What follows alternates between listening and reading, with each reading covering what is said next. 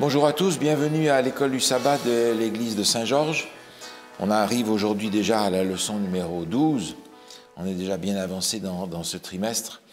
Nous avons 3 chapitres à regarder aujourd'hui, chapitres 59, 60 et 61, qui sont des chapitres très riches. Je ne sais pas si vous avez la même frustration que moi, mais nous avons 13 sabbats pour couvrir 66 chapitres.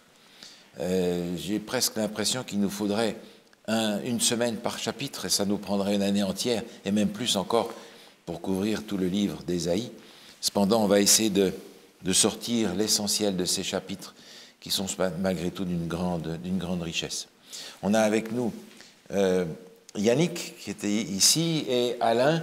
Merci d'être avec nous. On va essayer ensemble d'extraire le jus de ces chapitres pour que nous puissions être interpellés personnellement dans notre marche avec Dieu. Yannick, est-ce que tu veux prier avec nous en commençant? Bien sûr. Inclinons la tête. Notre Dieu, notre Père, tu es le Créateur des cieux et de la terre, et c'est une grande joie d'être capable de te parler ce matin. Tu es un Dieu de bonté, de fidélité, de justice et d'amour. Et nous voulons étudier ta parole ce matin. Nous avons besoin de ton Saint-Esprit pour nous guider, nous encourager. Puisses-tu venir, nous te le demandons bien humblement. Puisses-tu pardonner nos fautes aussi et guide nos discussions. Au nom de Jésus, nous prions. Amen. Amen. Amen. Merci bien. Ésaïe 59. On a dans les premiers versets de ce chapitre quelque chose qui ressemble à une définition du péché. Il nous est parlé de nos crimes, de ce qui nous sépare de Dieu. Alain, est-ce que tu aimerais nous rappeler un petit peu comment le péché se définit, d'une part par rapport à ça, et d'autre part à ce que l'on a dans le Nouveau Testament? Absolument.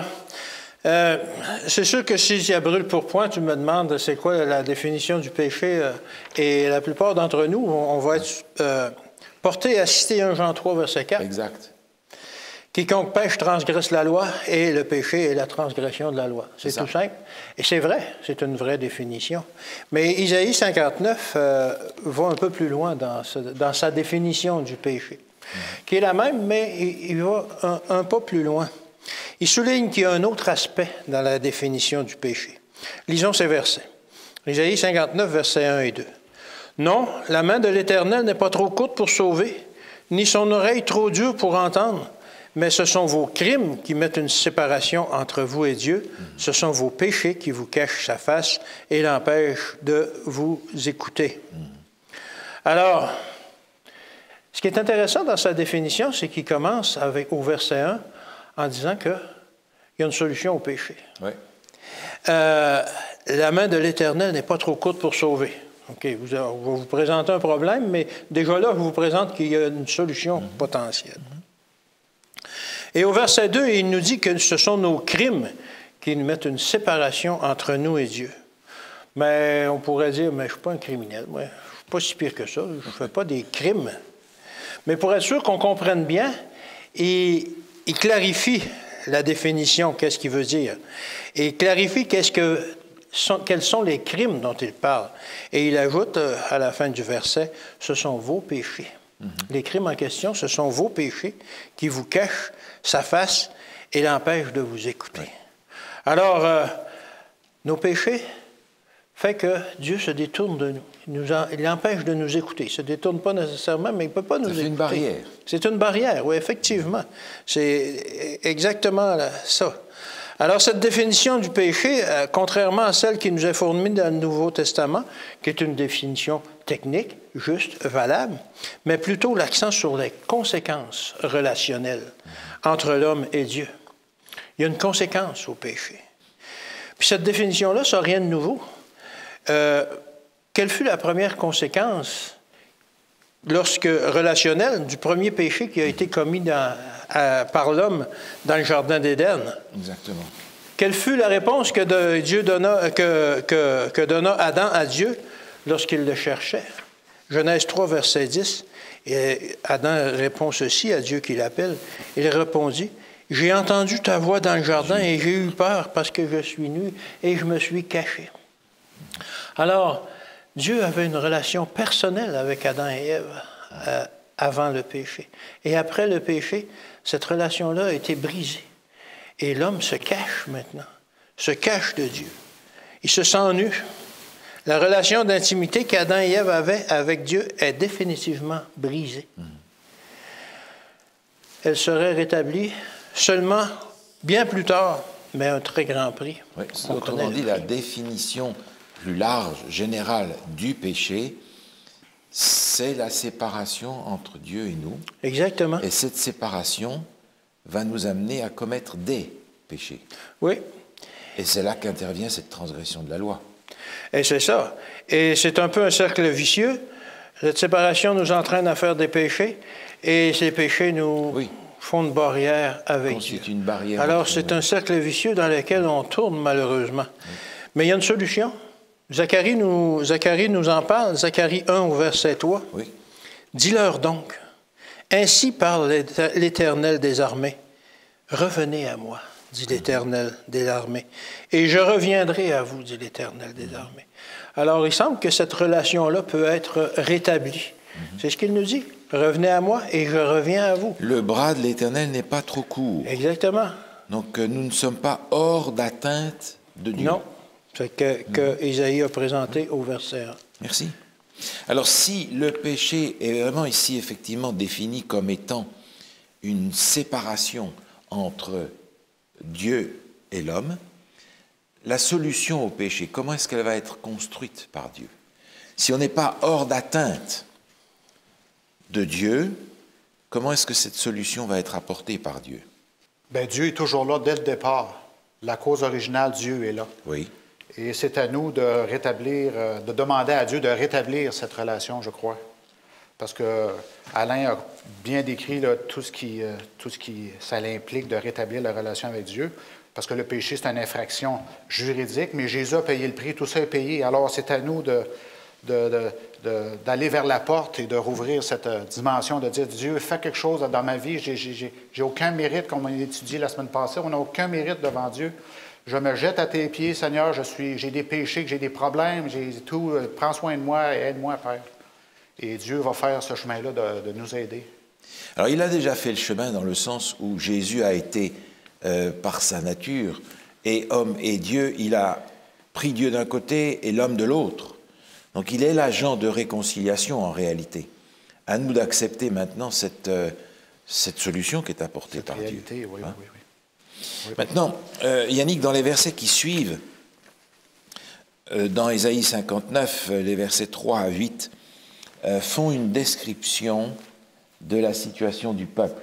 On remarque d'ailleurs dans ces chapitres d'Ésaïe, que ce soit les chapitres qu'on a déjà vus avant, on a véritablement le rôle du prophète qui fait le point sur la situation du peuple. Il dit, voilà dans quelle situation vous êtes. Puisque c'est ça, il faut trouver une solution. Et ces chapitres apportent chacun un aspect différent de solution aux problèmes que le peuple a. Maintenant, en quoi est-ce que tu vois une similitude entre la description de la situation du peuple dans Ésaïe 59 et le temps d'aujourd'hui? Oui. Bien, si tu veux bien, j'aimerais qu'on puisse lire un peu chapitre 59 et qu'on puisse voir un petit peu où est-ce que ça nous amène. Oui. Au verset 3, ça nous dit « Car vos mains sont souillées de sang et vos doigts de crime. Vos lèvres profèrent le mensonge.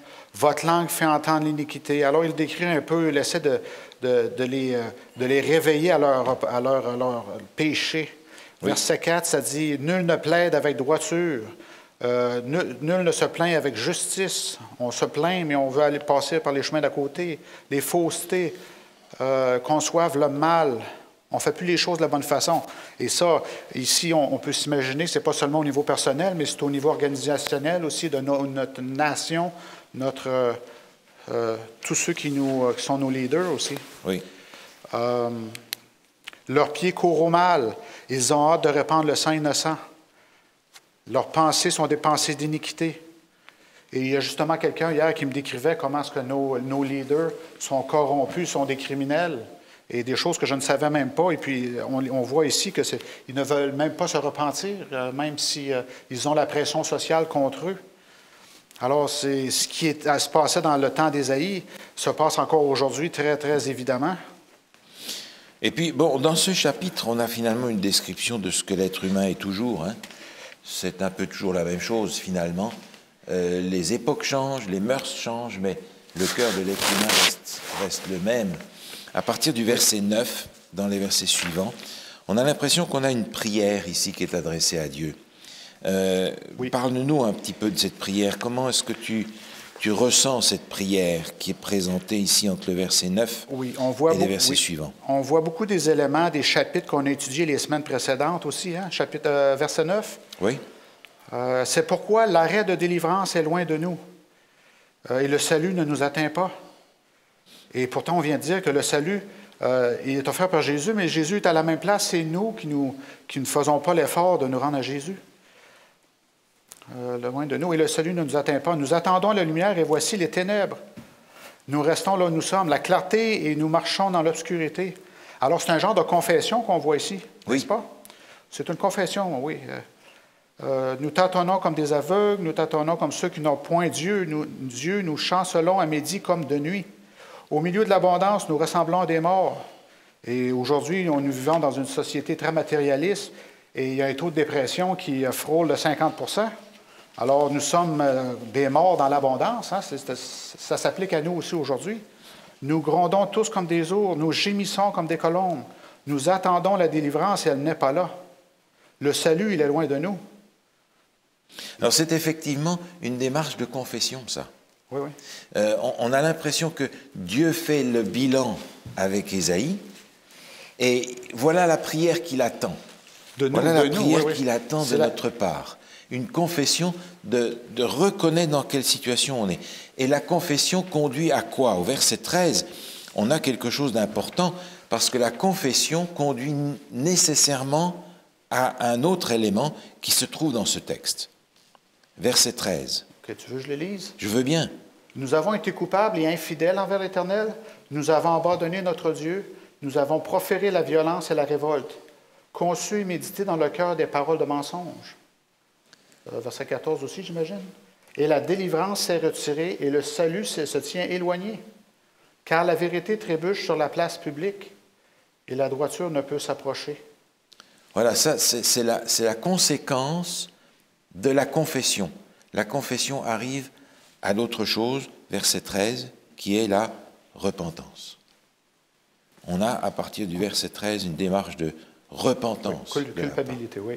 De la part du peuple. On a souvent, de la part des prophètes, cette démarche de confession et de repentance, même si eux-mêmes ne sont pas absolument coupables. On a cette démarche des prophètes.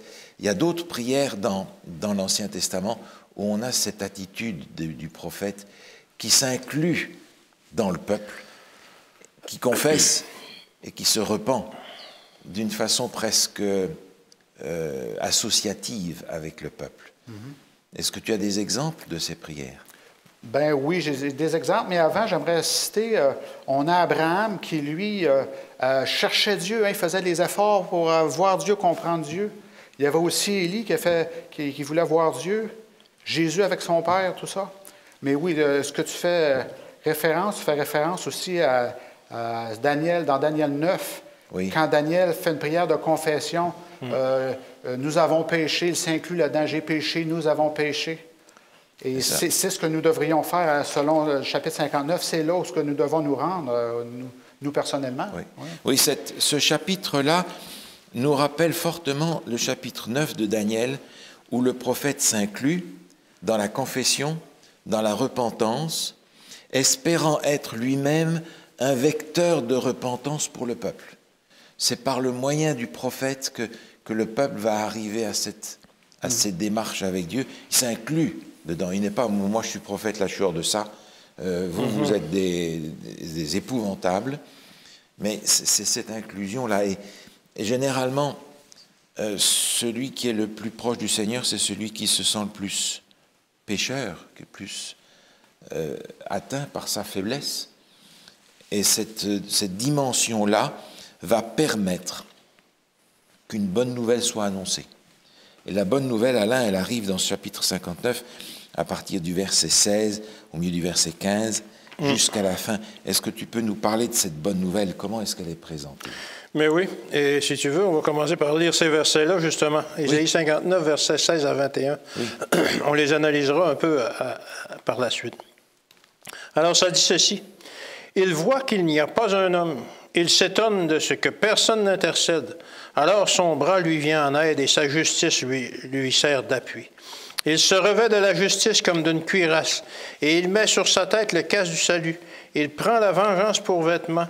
Il se couvre de la jalousie comme d'un manteau. Il rendra chacun selon ses œuvres, la fureur à ses adversaires, la pareille à ses ennemis. Il rendra la pareille aux îles.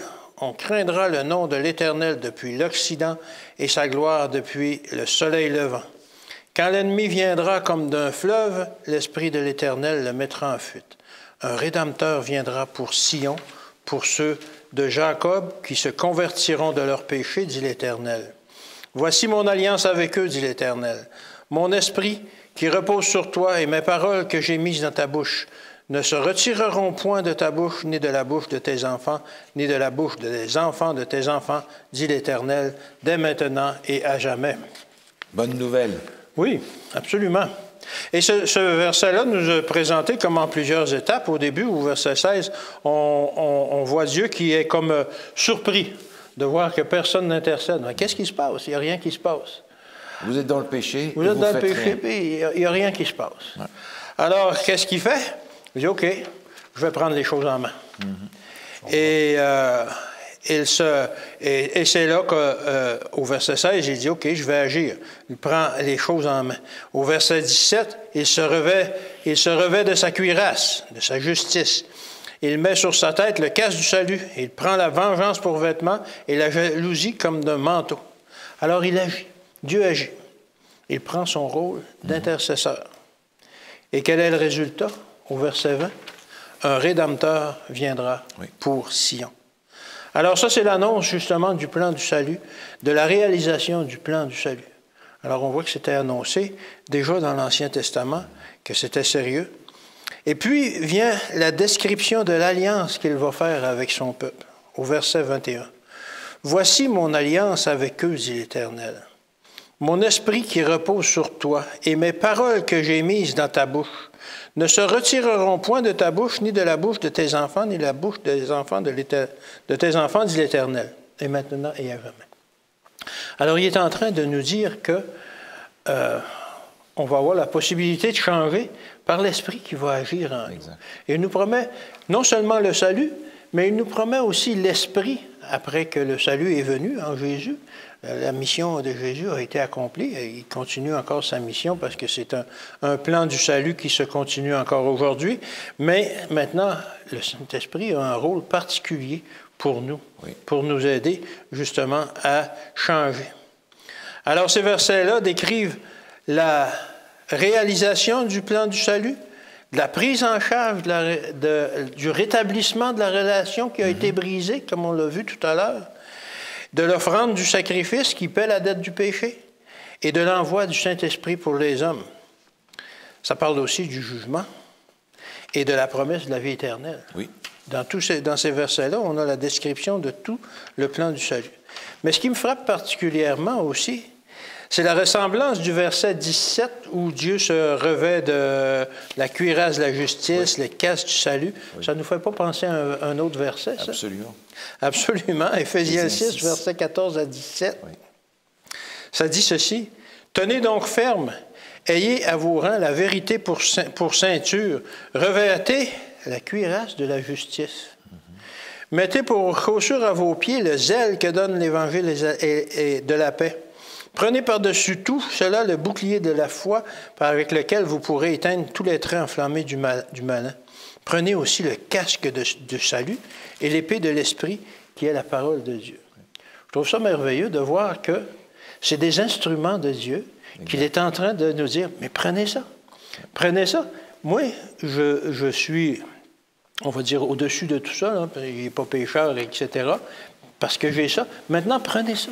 Ça va vous permettre aussi d'avoir la victoire, l'épée de l'Esprit aussi, qui est la parole de Dieu. Alors, pour moi, c'est une invitation pour l'homme à faire sa part dans l'œuvre du salut. Exactement. Pas pour être sauvé, mais pour participer à l'œuvre de sanctification que Dieu veut faire en nous après qu'on a accepté le salut. Il ne veut pas nous laisser au même niveau qu'il nous a pris. Il veut que l'on soit sanctifié. La promesse de l'Esprit qui est faite ici, au verset 21, est essentielle parce qu'elle fait suite à la venue du Rédempteur. Oui. Mais il y a une condition à remplir qui apparaît déjà en fait dès le début au verset 16. Oui. Si on veut que ce plan du salut se mette en place, si on veut utiliser les outils que Dieu nous donne, si on veut pouvoir recevoir le Rédempteur et l'Esprit, il va falloir faire quoi? Il faut agir nous-mêmes. Il faut le demander à Dieu. Il faut le demander, oui, c'est ça. L'intercession. Vous êtes dans le péché et tout va bien. Oui. Vous devriez être à genoux en train de lutter pour pouvoir obtenir toutes ces choses. N'est-ce pas? Par la prière, oui, par la prière. Dieu dit, mais comment ça se fait? Il n'y a personne qui prie là-dedans. Oui, c'est ça. Il n'y a personne qui prie là-dedans. Et la condition, finalement, est là d'une façon assez claire. Elle est au début. Personne n'intercède. Dieu agit, Dieu nous donne les outils, Dieu met à disposition le plan du salut de A à Z, le Rédempteur est là, et il y a même l'Esprit. Mais vous ne le recevrez pas si vous ne le demandez pas. Si vous n'intercédez pas. Donc il y a une bonne nouvelle, mais ce n'est pas une bonne nouvelle qui va nous tomber dessus automatiquement. Oui, ou de force. Ou de force. C'est pour quiconque croit, c'est pour tous ceux qui le veulent au prix d'une lutte importante dans la prière. Oui. Personne n'intercède. Alors je me pose la question, le cœur de l'homme est tortueux par-dessus tout, il est toujours à peu près le même, mais la solution est à peu près toujours la même. La solution demeure la même. Est-ce que je suis une église qui prie, qui intercède pour que Dieu donne son esprit? Pas le faux, pas pour être victime du faux qui se promène dans le monde d'aujourd'hui, du christianisme, mais le véritable baptême du Saint-Esprit qui nous est promis à la fin, dont on a besoin pour accomplir la tâche, d'une part pour être équipé et d'autre part pour que le travail se fasse en nous. Exactement, c'est ça. Oui. Est-ce que je suis une église qui prie? Est-ce que le Seigneur, en nous voyant, va dire, mais il n'y a personne qui intercède dans cette église, qu'est-ce qu'ils font? Et pourtant, l'alliance de Dieu est toujours là. Il nous dit, oui, au verset 21, « Voici mon alliance », et ça dit l'Éternel, dès maintenant et à jamais. Alors, c'est quelque chose de solide. Oui. C'est quelque chose qu'on peut s'accrocher à. Et on va retrouver d'ailleurs cette notion d'alliance éternelle. On va la retrouver dans les textes qui arrivent, parce que les textes qui viennent dans ces derniers chapitres d'Ésaïe nous orientent vers la fin de la fin. Oui. Et en particulier, donc, le chapitre 60 qu'on va rapidement regarder maintenant. Yannick, dans les premiers versets du chapitre 60, des promesses sont faites.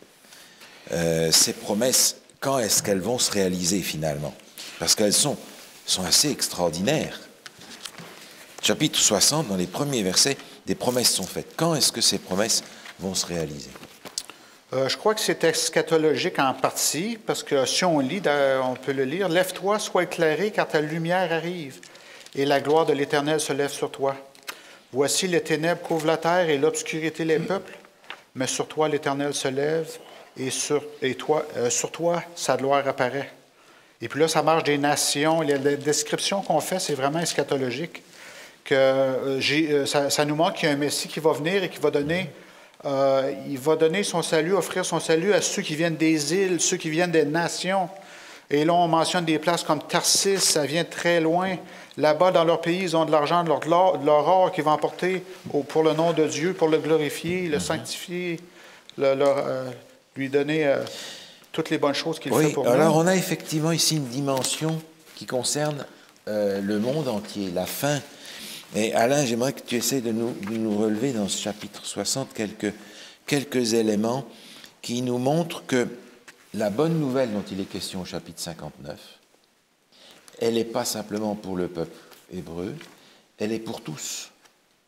Parce que c'est un peu le problème que les Hébreux avaient. Ils disaient, nous, on a le salut, on va bien le garder, Oui. précieusement, et on va surtout s'arranger pour que tu ne l'aies pas.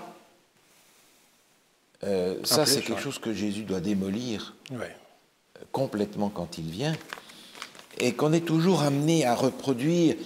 Même dans l'origine de l'Église adventiste, on avait cette notion de la porte fermée, qui était assez exclusif, et qu'il a fallu faire sauter aussi, avec la compréhension progressive. Mais ces textes de l'Ancien Testament ont déjà une vision très large. Oui. Est-ce que tu peux nous relever ça pour nous montrer à quel point il est question ici d'un évangile pour tous? Mais oui, on peut prendre Ésaïe 56 au verset 3 à 8. Ça dit ceci: « Que l'étranger qui s'attache à l'Éternel ne dise pas. » Bon, l'étranger, ça, c'est un nom juif, un nom hébreu. « L'Éternel me séparera de son peuple, et que l'eunuque ne dise pas, voici, je suis un arbre sec. Car ainsi parle l'Éternel aux eunuques qui garderont mes sabbats, qui choisiront de ce qui m'est agréable, et qui persévéreront dans mon alliance. Je donnerai dans ma maison et dans mes murs une place et un nom préférable à des fils et à des filles. Je leur donnerai un nom éternel qui ne périra pas. » Alors on voit qu'il y avait une place pour ces gens-là. Et les étrangers qui s'attacheront à l'Éternel pour le servir, pour aimer le nom de l'Éternel, pour être ses serviteurs, tous ceux qui garderont le sabbat pour ne point le profaner et qui persévéreront dans mon alliance, je les amènerai sur ma montagne sainte et je les réjouirai dans ma maison de prière. Leur holocauste et leurs sacrifices seront agréés sur mon autel, car ma maison sera appelée une maison de prière pour tous les peuples. Le Seigneur l'Éternel parle, lui qui rassemble les exilés d'Israël. Je réunirai d'autres peuples à lui, aux siens déjà rassemblés. Alors on voit que cette alliance, on voit bien que l'alliance, que la promesse était déjà faite pour le monde entier à cette époque-là. Absolument. Et la mission du peuple hébreu était de la répandre, justement, de répandre ce message-là, que pour tous les peuples qui désiraient s'unir à eux dans la foi. C'est ce qu'ils n'ont pas fait, malheureusement. Mais il y en a qui vont dire encore aujourd'hui, « Oui, mais ça, c'était l'ancienne alliance. » L'ancienne alliance, ce n'est pas la nouvelle alliance d'aujourd'hui. Depuis que Jésus est venu, maintenant, nous sommes sous une nouvelle alliance. L'Église d'aujourd'hui, ça n'a plus rien à voir avec le peuple juif d'autrefois. C'est des choses qu'on entend aujourd'hui. Notre alliance, nous, est basée uniquement sur l'amour et pas sur la loi. Elle est basée sur la loi d'amour. Mais qu'est-ce que dit vraiment la Bible à ce sujet? Dans Galates 3, versets 6 à 7. Galates 3, 6 à 7. « Comme Abraham crut à Dieu et que cela lui fut imputé à justice, reconnaissez donc que ce sont ceux qui ont la foi qui sont les fils d'Abraham. » Alors nous aussi, on a la foi et nous sommes donc les fils d'Abraham. Je ne sais pas si dans ma généalogie, je descends vraiment d'Abraham, mais je sais que par la foi, par contre, je suis un fils spirituel d'Abraham. Parce qu'Abraham a cru et cela lui fut imputé par justice. Et mon espoir, moi aussi, c'est de croire et que cela me soit imputé par justice aussi. Mais comment est-ce qu'on sait qu'Abraham a cru? Il a obéi. Mais Dieu lui a dit, fais quelque chose d'invraisemblable. Oui. Il l'a fait. Il l'a fait. Et c'est parce qu'il a obéi que l'on peut dire qu'il a cru. Exactement. Sinon, s'il serait resté en Mésopotamie, OK, qu'est-ce que tu as fait, toi? Quelle a été la réalisation quels ont été les effets de ta foi? Oui, c'est ça. Rien. Je suis resté là. Que ce soit dans le fait de partir quand Dieu lui dit pars et je ne sais pas où tu vas. Oui. Ou plus tard. Ou plus tard quand il lui a dit va sacrifier ton fils, ton unique, celui que tu aimes, précisément Isaac. Ouais. Toutes des choses qui n'ont pas de sens. Non. Mais qu'Abraham a fait. En fait. Par la foi. Oui. Et alors, on nous demande aujourd'hui, nous aussi, de s'unir à cette foi-là. Une foi aveugle, parce que parfois, nous aussi, on ne sait pas où que Dieu veut nous conduire. Et on est surpris parfois de où il nous conduit et de la façon dont il nous conduit. Exact. De la manière dont il nous conduit. Mais on est chargé aussi de s'unir à cette foi-là. Cette foi aveugle qui fait que l'on obéit à Dieu. Et on va obéir dans la mission, mais il ne faut pas oublier non plus l'obéissance au commandement. Qui font du sens, qui ont pour la plupart, Oui. pour 9 d'entre eux, que tous les gens sont prêts à obéir, mais le 10e demande une obéissance aveugle, comme quand Dieu a demandé à Abraham d'aller sacrifier son fils. Parce que pourquoi que j'observerais le sabbat, le sabbat qui a 24 heures comme le vendredi, comme tous les autres jours de la semaine, le sabbat qui est impopulaire parce qu'aujourd'hui... Alors que tout le monde observe un autre jour. Oui, alors que tout le monde observe un autre jour, pourquoi je le ferais, ça, moi? Oui. Tout simplement parce que Dieu me le demande. Oui. Et que je veux obéir. Oui. Alors, ce salut-là, qu'il nous a présenté dans l'Ancien Testament, est encore disponible aujourd'hui. Et ça me rassure parce qu'il est disponible pour moi. Et notre rôle, qui est le même qu'était celui des Hébreux de l'époque, c'est de l'annoncer par tout le monde, que ce salut-là est disponible. L'annoncer aux îles, à tous les peuples, aux eunuques, etc., à tous ceux qui vont dire « Mais ça, c'est pas pour moi. » Mais oui, c'est pour tout le monde. Et c'est une dimension que je trouve importante parce que si l'on veut comprendre l'évangile éternel qui est présenté dans le Nouveau Testament, il va falloir en chercher tous les éléments partout dans les Écritures, pas simplement dans un ou deux textes du Nouveau Testament choisis au hasard. Non, non, non. Et l'évangile qui est dans l'Ancien Testament est clair dans le sens où il est offert à tous. Mais ceux qui ne le veulent pas ne l'auront pas. Non, dans le chapitre 60 qu'on est en train de regarder, il nous dit au verset 10, « Les fils de l'étranger rebâtiront tes murs et leurs rois seront tes serviteurs. » Il y a donc une dimension globale, mais cette dimension globale, elle a quand même des nuances, parce que juste après, il nous est dit au verset 12, Ésaïe 60, verset 12, « Car les nations et les royaumes qui ne te serviront point, ces nations-là seront exterminées. » Un peu plus loin, on retrouve ce texte où il nous est dit que ceux que l'Éternel va détruire seront en grand nombre. Oui. C'est des paroles que certains ne veulent plus entendre aujourd'hui. Non. Le bon Jésus va sauver tout le monde. Tout le monde. Même ceux qui ne veulent pas. Mais Dieu ne va pas offrir un paradis qui sera l'enfer pour ceux qui aujourd'hui ne veulent pas vivre selon les principes éternels. Dieu est un Dieu de justice. Dieu est un Dieu d'amour qui veut attirer tout le monde. Oui. Mais Dieu est un Dieu de justice qui va rendre à chacun selon ses décisions. Oui. Oui. Ce chapitre-là, qui est effectivement eschatologique, d'ailleurs parce que dans la suite, on retrouve des éléments qui nous sont présentés dans le livre de l'Apocalypse. Ça nous est présenté de façon un petit peu différente. Par exemple, au verset 19, « Ce ne sera plus le soleil qui te servira de lumière pendant ce jour-là, ni la lune qui t'éclairera de sa lueur, mais l'Éternel sera ta lumière à toujours, ton Dieu sera ta gloire. » On est dans l'Apocalypse ici. Oui. On est en plein dans l'Apocalypse. Au verset 20, « Ton soleil ne se couchera plus, ta lune ne s'obscurcira plus, car l'Éternel sera la lumière à toujours. Il n'y aura plus que des justes parmi ton peuple.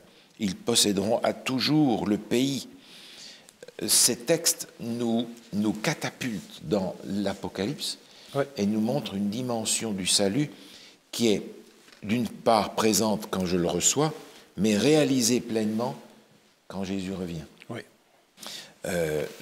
C'est un plan du salut qui est très large, qui est très complet, qui dépasse les limites que le peuple hébreu s'était données et la mission qu'il n'a pas remplie finalement, bien souvent. Exactement. Pour nous remettre face à cette réalité que l'on trouve, par exemple, aussi dans le chapitre 61. Chapitre 61 associe cette bonne nouvelle à une personne. Yannick, d'après toi, qui est en train de parler dans Ésaïe 61, dans les premiers versets? Oui, on peut le lire. Oui. « L'Esprit du Seigneur, l'Éternel, est sur moi, car l'Éternel m'a oint. » Et on voit ici qu'il y a 3 personnes, si je comprends bien. Oui. Il y a l'Esprit du Seigneur, il est sur moi, et l'Éternel m'a oint. Alors, on voit 3 personnes ici. Alors, la réponse se trouve dans une des 3 personnes, j'imagine. Et l'Éternel m'a oint. Qui a été oint dans ces trois personnes-là? On parle de Jésus, d'après moi. Exact. Pour porter de bonnes nouvelles aux malheureux. Il m'a envoyé pour guérir ceux qui ont le cœur brisé, pour proclamer aux captifs la liberté. Des bonnes choses. Et puis, on voit ça dans le ministère de Jésus, aux prisonniers la délivrance. Oui. Pour publier une année de grâce de l'Éternel. On voit que c'est une alliance. Dieu a fait une alliance. Dans l'Ancien Testament, il a fait une alliance avec Abraham, il faisait des alliances avec l'être humain. Et puis là, cette alliance-là est renouvelée avec Jésus, en la personne de Jésus, Jésus qui vient en chair. Alors, c'est très bien. Et je crois que c'est très important Oui. parce qu'on est en train de parler dans le chapitre 59, dans le chapitre 60, d'un plan du salut, de Dieu qui propose une solution, de Dieu qui vient pour interpeller le peuple à revenir. Mais ce qui est au cœur de ce plan du salut, c'est finalement celui qui est oint. C'est Jésus lui-même.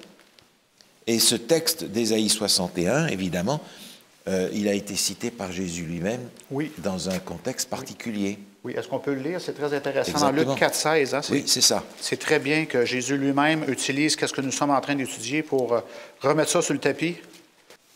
Il se rendit à Nazareth où il avait été élevé. Et selon sa coutume, il entra dans la synagogue le jour du sabbat. Il se leva pour faire la lecture. Et on lui remit le livre du prophète Ésaïe. L'ayant déroulé, il trouva l'endroit où il est écrit « L'Esprit du Seigneur est sur moi, parce qu'il m'a oint pour annoncer une bonne nouvelle aux pauvres. Il m'a envoyé pour guérir ceux qui ont le cœur brisé, pour proclamer aux captifs la délivrance et aux aveugles le recouvrement de la vue, pour renvoyer libres les opprimés, pour publier une année de grâce du Seigneur. » Alors il est là, il annonce publiquement quelle est sa mission. Verset 21. Plus loin, verset 21. Alors il commença à leur dire, « Aujourd'hui, cette parole de l'Écriture que vous venez d'entendre est accomplie. »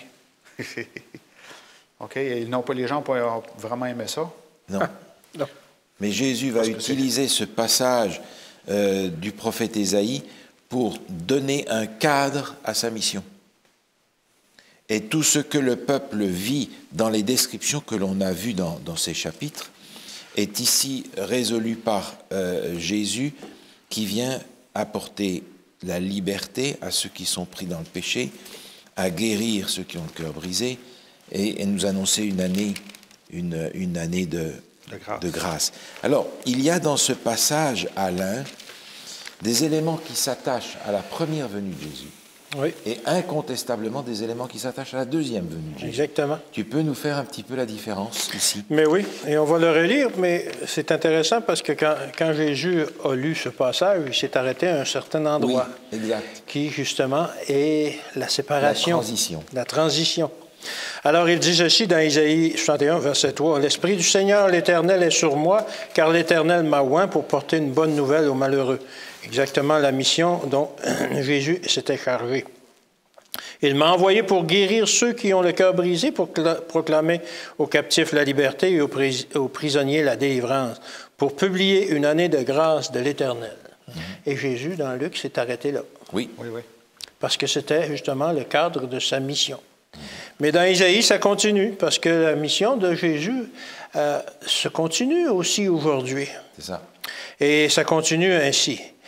Un jour de vengeance de notre Dieu, c'est une allusion certaine au jugement et à la rétribution, Oui. pour consoler les affligés, pour accorder aux affligés de Sion, pour leur donner un diadème au lieu de la cendre. Où est-ce qu'on parle d'un diadème? Dans l'Apocalypse, lorsqu'on décrit justement les justes qui vont être amenés au ciel. Une huile de joie au lieu de deuil, un vêtement de louange au lieu d'un esprit abattu, le vêtement que Dieu nous promet, afin qu'on les appelle des térébinths de justice, une plantation de l'Éternel pour servir à sa gloire. Alors on voit clairement que justement dans ces versets-là, dans Ésaïe, nous est présenté les deux aspects de la mission de Jésus. Et aujourd'hui, malheureusement, souvent, on voit Jésus encore sur la croix. On voit le bon petit Jésus dans la crèche, on voit Jésus sur la croix. Mais Jésus n'est plus sur la croix. Non. Jésus a été décroché de la croix et il est ressuscité. Alors, cette partie-là du plan du salut a été accomplie. Et proclamer aux captifs la liberté et aux prisonniers la délivrance, ça a été fait. pour publier une année de grâce de l'Éternel. Comme plusieurs vont dire, maintenant nous sommes sous la grâce. Ouais. Mais bon, effectivement, qu'on est sous la grâce. Ouais. Nos péchés sont pardonnés et le prix a été payé pour nos péchés. Oui. Malheureusement, cette expression-là est souvent mal utilisée, mais effectivement, nous sommes sous la grâce. Et un jour de vengeance, alors Jésus va revenir pour Comment tu peux nous réconcilier ces deux choses-là? Ah ben, c'est très simple. Aux prisonniers, la délivrance. Qui sont les prisonniers? Donc, tout le monde sont prisonniers, disons, aujourd'hui, par le péché, etc. Mais ceux qui savent qu'ils sont prisonniers et qui veulent être délivrés de la prison, ce sont ceux qui sont prêts à donner leur cœur à Jésus, qui sont prêts à accepter le salut. Et le jour de vengeance, ben, c'est la rétribution, justement, comme on a parlé tout à l'heure, de ceux qui n'auront pas accepté. Et Dieu, Jésus, n'entrera personne de force au ciel. Les gens qui ne veulent pas accepter son style de vie aujourd'hui, dans leur vie, ils n'auront pas leur place au ciel. Est-ce que tu es en train de me dire, Alain, que finalement, j'ai pas de choix? Ou bien j'accepte Dieu et son mode d'emploi, ou bien je suis perdu. Est-ce que tu es en train de me dire ça? C'est ce qui nous est présenté. C'est ce qui nous est présenté. Et on n'a pas d'autre choix. On ne peut pas être sur le fil du rasoir et prendre un peu des deux. On aime bien aujourd'hui avoir une religion style cafétéria. Où on se sert. Où je peux faire mon menu. Ouais. Je vais prendre un petit peu de bouddhisme, je vais prendre un peu de christianisme. Le Coran a des choses très intéressantes. Ouais. Le brahmanisme a aussi des choses intéressantes. Le Nouvel Âge, etc. Le Nouvel Âge donne des dimensions que le christianisme n'a pas, disent certains. Exact. Et je fais ma sauce avec ça. Ouais. Mais c'est pas ça qui nous est présenté. Non. C'est vraiment un peu plus rigoureux. Oui. Quand Jésus dit « je suis le chemin, la vérité », il n'a pas l'impression de nous laisser beaucoup de marge de manœuvre pour avoir une partie personnalisée à mon remède au péché. Ouais. Et on peut considérer, on pourrait penser que le choix est limité, comme on dit, parce qu'il y a juste deux choix. Mais c'est un choix qui nous garantit l'éternité, la vie éternelle. Et c'est pas par un Dieu qui est méchant puis qui veut punir ces gens-là qui ne choisiront pas ça. Parce que, comme on l'a vu, je pense, durant cette leçon-là, Dieu nous appelle continuellement. Il veut que nous choisissions la vie, qu'il nous dit. Je mets devant toi la vie et la mort. Choisis la vie. Et c'est un appel sérieux parce que, justement, on a seulement le choix entre la vie et la mort. Alors, je me fais un peu l'avocat du diable en reprenant le discours qu'on entend constamment, que finalement, Dieu est exclusif, il n'y a que lui, et puis c'est tout. Mais quand on lit notre texte, et quand on lit l'Évangile comme il faut, plusieurs fois dans les chapitres précédents, et ici, parce qu'on est au chapitre 61 en particulier, lorsque Jésus vient, il est là pour donner aux captifs la liberté et aux prisonniers la délivrance. C'est ça. Par conséquent, ce choix de Dieu n'est pas un choix restrictif, c'est un choix libérateur. Mais libérateur du péché. Or, si je tiens à vivre dans le péché, évidemment, ça m'ennuie. Avec toutes ces conséquences qui arrivent, de la malédiction et tout. Avec les conséquences qui sont là. Et la conséquence contre laquelle le monde se rebelle, c'est là où Jésus s'est arrêté. Jésus s'est arrêté, j'apporte la libération. Ah, merci le bon Jésus. Oui. Mais le même Jésus va venir apporter la rétribution. La rétribution, la vengeance. Et dans tous les éléments bibliques que l'on a de jugement de Dieu, on a cet élément-là. De Dieu qui nous donne la justice, qui prend notre défense, qui est notre avocat, qui nous sauve, qui nous guérit, qui nous ressuscite, qui nous donne la vie, mais qui va détruire ceux qui ne veulent pas.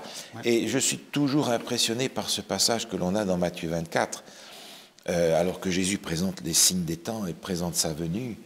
Il nous est dit que toutes les tribus de la terre se lamenteront en voyant venir le Fils de l'homme. Pas quelques-unes. On a un choix à faire. Toutes les tribus de la terre. Ou on ne le prend pas. Oui, c'est ça. Et ça a des conséquences, malheureusement, et c'est à nous de prendre le choix. Et aujourd'hui, le choix est beaucoup plus difficile parce qu'on a cette idée dans le monde occidental contemporain qu'on peut s'en sortir par son nom. Que j'ai droit à avoir le choix dans ce que je veux faire. Et c'est un droit qu'on doit respecter. J'ai le droit de croire des choses invraisemblables comme la Terre est plate. Et je veux qu'on me prenne au sérieux. C'est pas? C'est un requis du monde occidental. Mais je lis ma Bible et je me rends compte que Dieu va finalement donner à chacun ce qu'il aura choisi.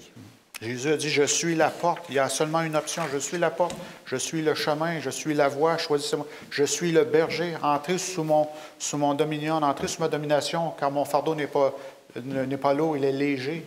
Tu sais, c'est dans l'Évangile, continuellement, ça revient, ce concept-là. Et là, j'aimerais revenir sur cette notion-là, parce que il y a ici quelque chose qui me paraît important pour notre monde d'aujourd'hui. Lorsque l'on dit cela, on est en train de dire, il n'y a pas 36 solutions, il n'y en a qu'une. C'est la solution Jésus. Oui. Dans l'esprit des gens d'aujourd'hui, ça veut dire, je dois rentrer dans votre Église. Et c'est ce que les personnes ont du mal à accepter. Ouais. On rencontre encore des gens qui nous disent, moi je cherche encore la bonne Église. Mais tu ne la trouveras pas, la bonne Église, mon ami. Tu ne trouveras qu'une Église qui enseigne la vérité et avec des gens qui sont des pécheurs. Et je crois que les choses doivent être mises dans le bon ordre. Le Seigneur nous appelle à recevoir le salut en Jésus-Christ. Premièrement, il faut voir Jésus en À commencer par le début. Par le début, oui, c'est ça. Et quand j'ai accepté Jésus, mon Sauveur, comprenant ce qu'il a fait pour me donner la liberté, c'est-à-dire la vie aussi, à partir de ce moment-là, l'Église ne me pose plus un problème. Parce que même si dans l'Église, je rencontre des gens ennuyeux, des gens épouvantables, ce sont aussi des malades du péché comme moi qui sont en guérison. Exactement. Mais ce n'est pas un problème parce que mon espérance est ailleurs. Et même si je rencontre dans l'Église quelqu'un qui est faux, qui est tordu, qui est stupide, je ne vais pas quitter l'Église pour ça parce que je ne suis pas dans l'Église à cause de lui. Pas à cause de lui, c'est ça? Je suis dans l'Église à cause de Jésus-Christ. Donc ça me donne une vision beaucoup plus large, une position beaucoup plus large, plus grande que toutes les difficultés du monde contemporain et toutes les difficultés humaines que je peux rencontrer dans l'Église. Cette perspective du salut en Jésus, c'est l'étape numéro 1 par laquelle je dois commencer. Et si je me dis, ah ben oui, ce Dieu-là n'est exigeant comme tout, c'est lui ou rien, c'est votre Église ou rien, non, ce n'est pas le langage. C'est Jésus ou rien. Et après, marche avec lui. On peut le voir dans le sanctuaire, parce que quand on arrivait dans le sanctuaire avec notre agneau, il fallait ouvrir les portes, puis aller en dedans. Et la première chose, il égorgeait, on mettait nos péchés, on l'égorgeait. C'était une des premières choses à faire, c'était de voir qu'on avait besoin de sauveur. Alors, pour nous, dans la Nouvelle Alliance, ce qu'on appelle la Nouvelle Alliance, dans le Nouveau Testament, tout ça, c'est la chose à faire, c'est d'accepter Jésus, qui est l'agneau du monde qui a été immolé, et de le suivre. Et dans ce chapitre 61, Yannick, il y a au verset 10 une promesse extraordinaire.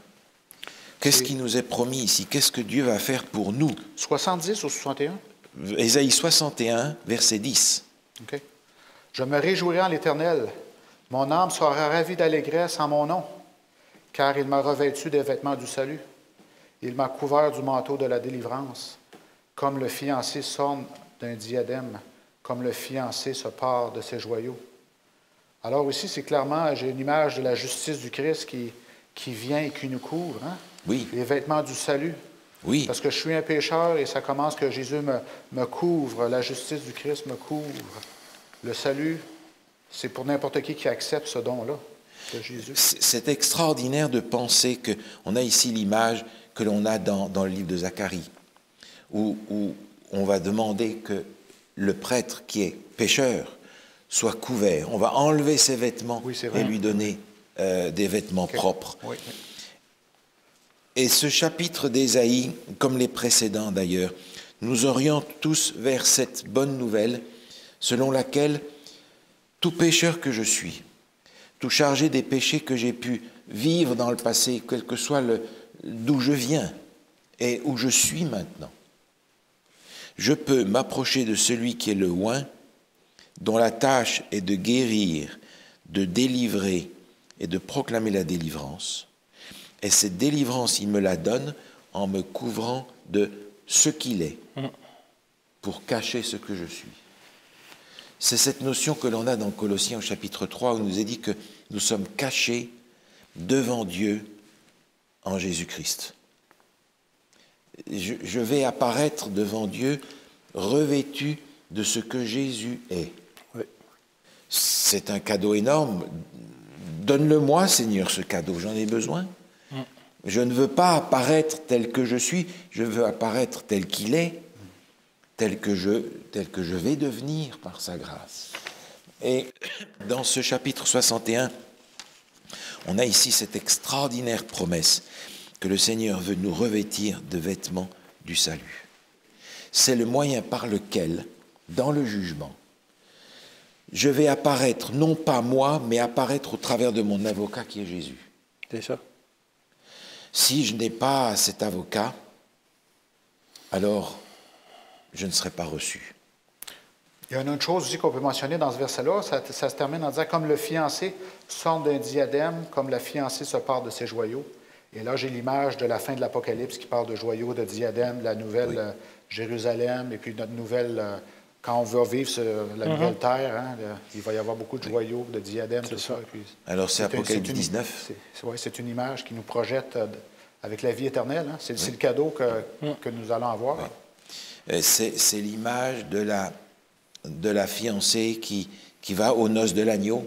Oui, oui, aussi. Oui, avec ce vêtement de fin lin, qui sont les œuvres justes des saints.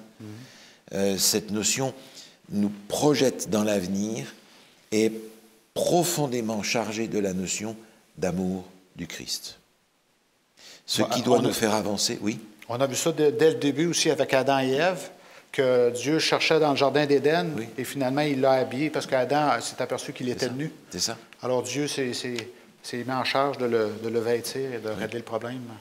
Ce que je vois dans ces chapitres, c'est une invitation de Dieu qui voudrait que ce que l'apôtre Paul présentait pour nous soit une réalité pour nous individuellement, à savoir que l'amour du Christ nous presse.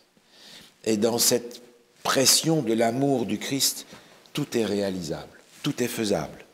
Par son esprit qui nous a été promis, on l'a vu tout à l'heure, et par la réalisation finale qu'il va accorder. Par conséquent, même si ce Dieu est un Dieu de vengeance, il est un Dieu de grâce, et je me réjouis qu'il est un Dieu de vengeance. Parce que je ne peux pas concevoir un univers où la grâce et l'amour de Dieu sont éternels, et où il reste quelque part le germe du mal et du péché dans un coin. Le nettoyage que Dieu va faire sera un nettoyage complet. Et je le prie aujourd'hui que ce nettoyage complet, il le fasse pour chacun d'entre nous. On prie ensemble? Oui. Notre Dieu, notre Père, ton plan du salut dépasse ce que nous pouvons comprendre. Et nous te demandons aujourd'hui de mettre dans notre cœur cet amour du Christ qui nous presse, qui nous pousse, qui nous éloigne des chemins de traverse et qui nous pousse à chercher ce qui est essentiel, à développer ce contact avec notre Sauveur qui est dans le lieu très saint du sanctuaire céleste en préparation pour sa venue. Et alors, Seigneur, que tu voudrais nous voir les uns et les autres, nous préparer pour ce retour. Accomplis ton œuvre entièrement, chacun d'entre nous. Revêt-nous de cette justice. Donne-nous ce manteau dont nous avons tant besoin, de pureté, de vérité, de droiture et du caractère que le Seigneur nous a donné en exemple. Accorde-nous, Seigneur, cette grâce de le recevoir comme notre substitut dans sa mort, comme notre exemple dans sa vie et comme notre espérance à venir. En son nom, nous te prions. Amen. Amen. Merci de participer d'une certaine manière à cette école du sabbat avec nous. Que le Seigneur vous bénisse dans l'étude de sa parole.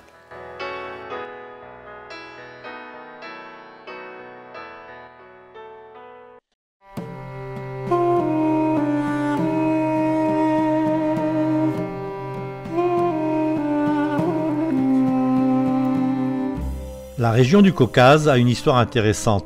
L'Arménie a été le premier pays de cette région à adopter le christianisme comme religion officielle. Bien que ce pays ait découvert le christianisme il y a longtemps, l'Église adventiste n'y est que peu présente. Pour accélérer sa croissance, les responsables du programme Mission Globale se sont concentrés sur les zones non touchées de cette région. Grâce au centre d'influence urbain, aux pionniers de la Mission Globale et à la direction du Saint-Esprit, les gens découvrent et acceptent le message adventiste.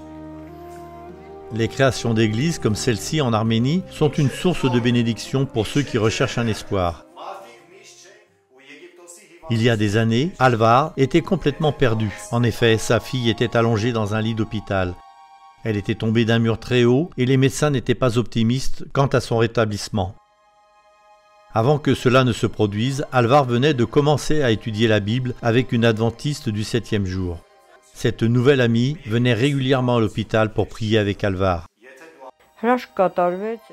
Les fenêtres de l'hôpital étaient ouvertes et je criais, suppliais Dieu d'aider ma fille.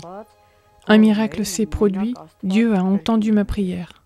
La fille d'Alvar est complètement rétablie et Alvar a compris que Dieu l'avait guérie. C'était un tel soulagement qu'elle a décidé de se rendre dans l'église où son amie adventiste adorait Dieu. Elle s'est sentie comme chez elle et maintenant, sa petite fille l'accompagne. J'ai toujours voulu avoir l'amour de Dieu en moi, traiter les autres comme Dieu les traite.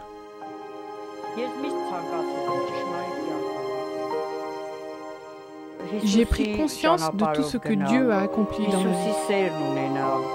Les pionniers des missions mondiales sont en première ligne et ils s'investissent réellement dans les lieux où Dieu les a placés. Aufshan ne fait pas exception. Il partage l'amour de Jésus avec de nombreuses personnes dans sa ville. Des gens comme Noun et sa famille sont venus dans cette église grâce à Aufshan. Ils viennent depuis 3 mois et ils ont décidé de donner leur cœur à Jésus. Je voudrais demander à chacun d'entre vous de prier pour que beaucoup plus de personnes puissent se joindre à notre église et que nous puissions tous nous retrouver dans le royaume de Dieu quand il viendra nous chercher. Merci de prier pour que de nombreuses personnes au sein de la division Euro-Asie apprennent à connaître Jésus à travers divers ministères novateurs et holistiques. Priez pour que Dieu continue à révéler son amour grâce au travail des pionniers de la mission mondiale et merci de soutenir la mission globale.